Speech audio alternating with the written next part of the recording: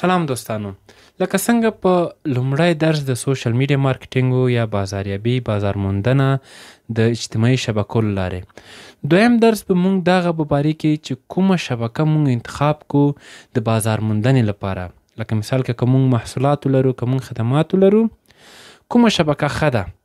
نظر د افغانستان مارکیټ ته، نظر د بیرون مارکیټ ته. تر اخره پورې پاتې شئ. انشاءالله په دې ویډیو کې به ډېر مهم موضوعات تاسو ته بحث شي. ډېر مهم موضوعات به تاسو ته واضح شي، یا کوم سوالونه چې لرئ، او انشاءالله داسې ټریکونه، داسې لارې به درښودل شي چې تاسو که چیرې ګرافیک ډیزاینر یې، غواړئ مشتري پیدا کړئ د خارج نه، پیدا کوی شي. که چیرې ته کوم آنلاین شاپ لرئ، محصولات خرڅوئ، پروډکټس خرڅوئ، تاسو هغه لاره به هم پیدا کړئ انشاءالله. نو بغیر له کومې زیاتو خبرو نه راځئ ډایرکټ درس به شروع کړو. دویم درس زموږ د چوزینګ د رایټ پلیټفارم، انتخاب کول درسته شبکه. کومه شبکه؟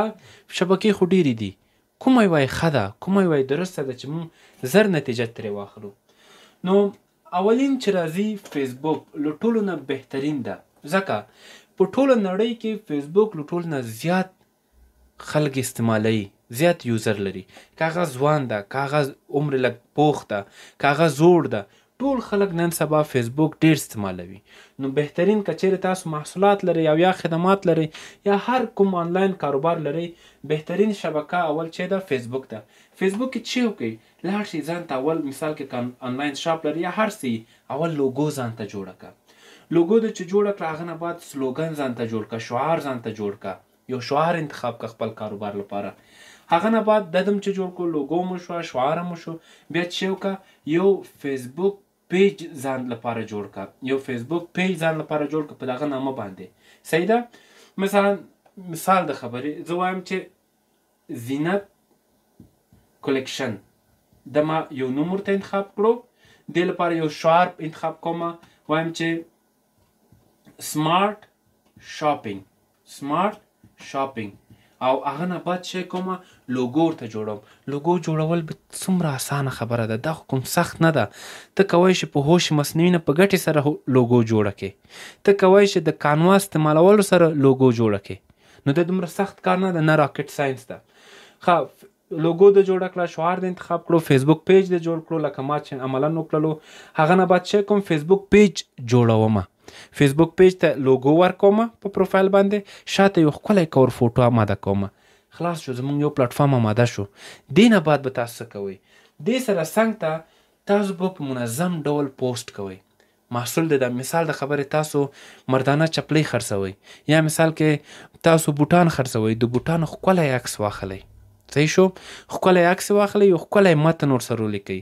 متن به ډېر اوږدوئ نه، ډېرې مفته کیسې به پکې نه لیکئ. بوټان به لیکئ چې چیرته جوړ شوی ده، کوم رنګ کې ده، کوم سایز کې موجودي ده، آخري قیمت یې څومره ده، او څنګه تاسو کوی شئ واخلئ. دغه څو خبرې تعقیب کړئ په متن لیکلو کې، نور اسانه خبره ده. او روزانه که آنلاین نوی آنلاین شاپ جوړوئ یا نوی آنلاین کاروبار شروع کوئ، په دې پلیټفارم باندې 3 پوسټره کوئ. 3 پوسټر هم په ترتیب باندې، سهار په 9 بجو کې، غرمه 12 بجو کې،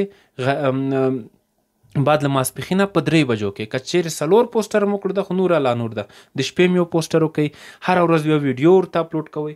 انشاءالله ستاسو پیج به په رینکینګ کې راشي، خلک به تاسو سره تماس نیسي تر څو تاسو نه خریداري وکړي. هغه نه بعد بیا بل ډېر ښه پلیټفارم چې ده انسټاګرام ده. فیسبوک هم جوړ کړئ، ورپسې راشئ انسټاګرام جوړ کړئ. انسټاګرام ولې؟ دغه چې دا لوکلز بایر لپاره ده فیسبوک، چې کوم محلي کسان دي. اما انسټاګرام تاسو خارجي مشتریان هم پیدا کوی شئ. ولې؟ انسټاګرام داسې یو پلیټفارم ده چې هلته ډېر عکسونه، ویډیوګانې او سټوریز دي. صحیح شو؟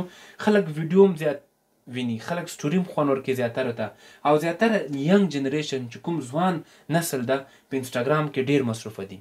ډېر وخت، زیاتره ډېر وخت ضایع کوي. ځکه موږ په نړۍ کې 2 قسم کسان لرو. یو هغه کسان چې کنزیومر دي، مصرف کوونکي دي، شپه ورځ لایک کومنټ بې ځایه خاندي، بې ځایه کومنټونه ورکوي، وخت ضایع کوي. یو هغه کسان دي چا چې هغه عکس اپلوډ کړی دی، هغه ته وایي کریټور، څوک چې پیسې ترې ګټي، څوک چې په دې فکر اپلوډ کوي چې زه دې پلیټفارم کې وخت ضایع نه کړم، بلکې د وخت نه مې ښه ګټه واخلم. نو انسټاګرام هم ډېر ښه پلیټفارم ده. که چیرې غواړئ خارجي مشتریان لاسته راوړئ، بهترین پلیټفارم انسټاګرام ده. زما خپله شخصي تجربه ده چې ما الحمدلله ډېر مشتریان چې کوم خارجي په امریکې کې په یورپ کې په دوبۍ کې ما وکوی شو د انسټاګرام له لارې لاسته راوړم. انسټاګرام کې ما هغه سمپل خبره عکس اپلوډ کا، متن اپلوډ کا یا ویډیو. کوشش وکړه په انسټاګرام کې په ویډیوګانو باندې ډېر فوکس وکړي، ویډیوګانې زیات اپلوډ کړئ، ښه پروفایل جوړ کا. صحیح شو. بیا راځو دریم پلیټفارم چې دا ټیک ټاک ده. ټیک ټاک لکه څنګه چې تاسو پوهیږئ شارټ ویډیوز لپاره او یا ریلز لپاره لنډې لنډې ویډیوګانې چې دي 90 سکنډه یا 80 سکنډه چې کومې ویډیوګانې دي هغه ویډیوګانې اپلوډ کوئ. ځکه ټیک ټاک له لارې تاسو کولی شئ خارجي مشتریان لاسته راوړئ.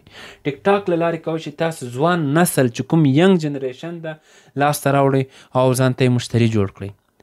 او که چیرې دوامدار شکل په ټیک ټاک کې کار وکړئ امکان د دې شته چې تاسو ټیک ټاک نه ډایرکټ درآمد هم وکړئ، خو چې په صحیح شکل لاړ شي. دې چې ټوله ورځ په ټیک ټاک ته ناست یې سکرولینګ کې کله خفه کله خوشحاله، کله خفه کله خوشحاله، کله موډ د یو رقم ده کله بل رقم ده. دا څه معنا لري؟ دغه لپاره ته موبایل اخیستی و، دغه لپاره ته ناست ته لږ ځان سره سوچ وکړه، وجدان سره د سوچ وکړه. بیا اخره ورځ کې ځان سره دا خبرې هم کوي چې ما ته فرصت نه و. تا څه کړي دي؟ تا یې دې پلیټفارم نه صحیح ګټه اخیستې ده؟ زه به وګورم چې بعد له دې ویډیوګانو نه تاسو کې کوم داسې تکړه کس شته چې هغه بعد د دې ویډیوګانو کتلو نه مونږ سره تماس ونیسي او یا انلاین شاپ ځان ته جوړ کړي. مونږ په خدمت کې یو. د افغان سټارټ اپ ادارې هر کارکوونکی تاسو لپاره خدمت کې ده. مونږ هدف دغه ده چې هر افغان وکولی شي له ډېرې کمې سرمایه ګذاري نه، یعنې بیخي حتی بیخي د کم روپو نه کاروبار شروع کړي. کاروبار کې خیر یې، کاروبار سنت ده. ښه هغه نه بعد راځو واتساپ. واتساپ ساده واتساپ به نه استعمالوئ، تاسو به واتساپ بزنس استعمالوئ. واتساپ بزنس څه خوبي لري؟ یو خو میسیجونو ته په ټایم باندې ریپلی ورکوی شي، اټومیټ ریپلی. څوک میسیج درته وکړي ډایرکټ ریپلی ورځي. بل نمبر یې ډېرې سیف کوی شئ. صحیح شو. او دغسې ډېرې خوبیانې نورې لري. نو واتساپ بزنس کې تاسو ته ډېر کنټرول درکول کېږي چې دغه ټول کاروبار هم په صحیح ترتیب مخته یوسئ. نو ګورئ موږ نن 3 پلیټفارم باندې بحث وکړو چې هغه فیسبوک، انسټاګرام، ټیک ټاک او واتساپ 4 پلیټفارمه.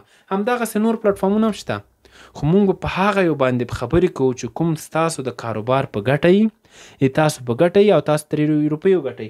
همدغسې ټیک ټاک او یوټیوب دومره فرق نه لري. یوټیوب کې چې کوم شی په ټیک ټاک کې اپلوډ کوئ ویډیو خاص هم جوړئ، یوټیوب ته هم اپلوډ کوئ. خو ځینې څیزونه دي دغه هره شبکه ځان ته سیټینګونه لري.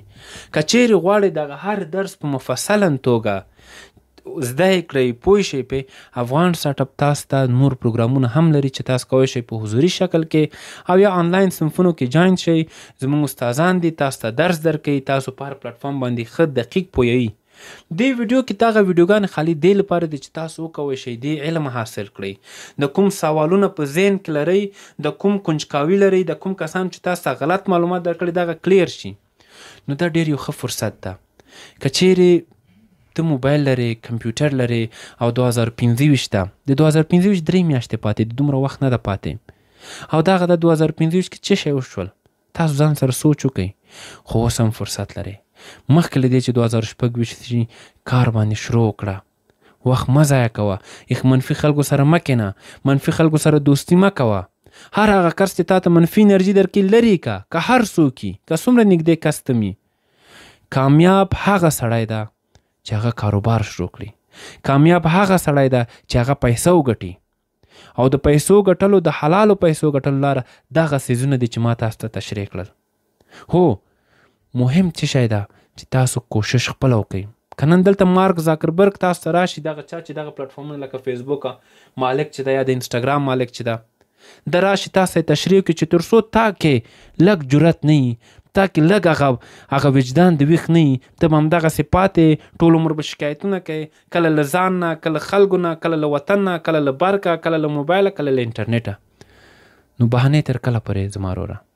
تر کله پورې ته د بهانې کې همدا وخت انرژي لرې، موبایل لرې، ځوان یې، وخت لرې، استعمال یې که. سبا ورځ به بیا چاته د 100 روپو معاش باندې به کار کوي او هغه به تا په ټکي کې غوسې به کوي، په ټایم به ورځې، په ټایم به ورنه راوځې. هغه ښه ده که ته د خپل ځان رئیس شي. او د رئیس هغه وخت کیدی شي چې ته 15 کاله 6 کاله اول داسې خواري وکړې، داسې کوشش وکړې لکه یو مزدوري چې کوي، داسې کوشش وکړې، نه شپه ته وګورې، نه ورځ ته وګورې، نه یخ ته وګورې، نه ګرمي ته وګورې، کوشش وکړې، زحمت وباسئ. او نن سبا دغه پلیټفارمونه ډېر اسانه شوي دي. دغه هغه وخت نه ده، د 2000 نه مخکې وختونه نه دي چې کاروبار به په ډېره سختۍ کې په کلي کې به خالي یو کس و، په 2-3 کلیو کې به یو کس و چې هغه به کاروبار کولو.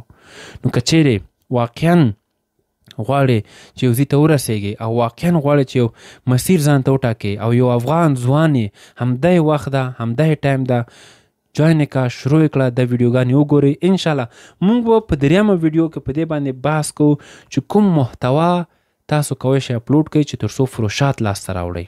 یعنی کوم کانټینټ، کوم رقم ویډیو، کوم رقم عکس، کوم رقم متن اپلوډ کړئ چې خلک لایک ورکړي، کومنټ ورکړي، شیر کړي او تاسو وکولی شئ فروشات لاسته راوړئ. نو دا ویډیوګانې تر اخره پورې وګورئ او د افغان سټارټ اپ چینل سبسکرایب کړئ، لایک یې کړئ، خپلو ملګرو سره یې شیر کړئ.